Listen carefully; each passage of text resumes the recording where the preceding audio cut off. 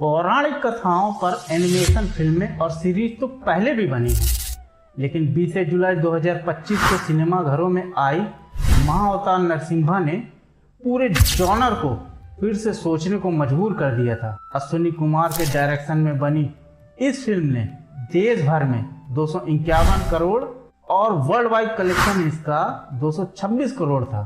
Film blockbuster साबित हुई। सिनेमाघरों में दर्शकों का हुजूम उमड़ गया था। OTT पर भी यह फिल्म रिलीज हुई तो हफ्तों तक ट्रेंड में बनी रही। अब इस शुक्रवार 10 अक्टूबर को नेटफ्लिक्स पर महाभारत की पौराणिक कथा पर बनी animation web series Kurukshetra release हुई है।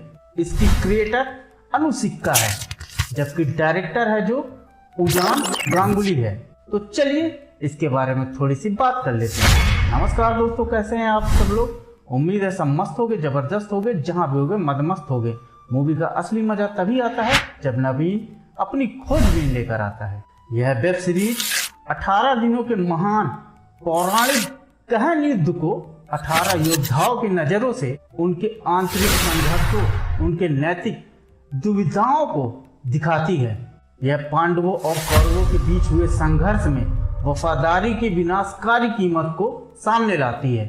2 पार्ट के इस सीरीज के पहले भाग में मुख्य रूप से 9 प्रमुख योद्धाओं संजय, विश्वरूप, भीष्म, द्रोणाचार्य, अभिमन्यु, जयभद्र, अर्जुन और घटोत्कच और युधिष्ठिर पर केंद्रित है। यह पहला पार्ट 18 योद्धाओं की एक बड़ी कथा के लिए मंच तैयार करता है। अच्छी बात यह है कि सिर्फ युद्ध की विनाश लीला पर निर्भर रहने के बजाय यह सीरीज इन योद्धाओं के आंतरिक संघर्षों और नैतिक उलझनों की पड़ताल करती है। ये संघर्ष और उलझन 18 दिनों के युद्ध के दौरान इनके निर्णयों को आकार देते हैं। इससे पहले कुरुक्षेत्र को लेकर जो भी पढ़ा, देखा और सुना है, यह एनिमेशन सीरीज उससे इतर युद्ध और योद्धाओं के विवेक और परिणाम के अध्ययन की तरह है। शो की डबिंग में डायलॉग्स को आगे रखने पर बखूबी ध्यान दिया गया है, लेकिन इस फेर में कई मौकों पर जरूरी भावनाएं दर्शकों तक गहराई से नहीं पहुंच पाती। हालांकि गुलजार साहब का लिखा बेहद ही खूबसूरत टाइटल सॉन्ग इस कमियों की भरपाई करता है। यह इस सीरीज को एक काव्यात्मक और भावनात्मक गहराई दोनों देता है। हालांकि कुरुक्षेत्र बतौर सीरीज हमेशा भावनात्मक गहराई में गोते नहीं लगा पाता है, लेकिन फिर भी महत्वाकांक्षा और प्रामाणिकता की कसौटी पर इसकी तारीफ बनती है।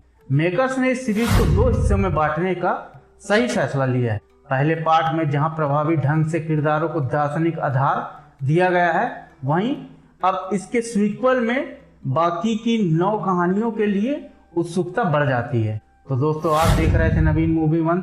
अगली बार फिर मिलेंगे नए सिनेमा, नए एहसास और वही पुरानी खोजबीन के साथ। धन्यवाद। जय हिंद।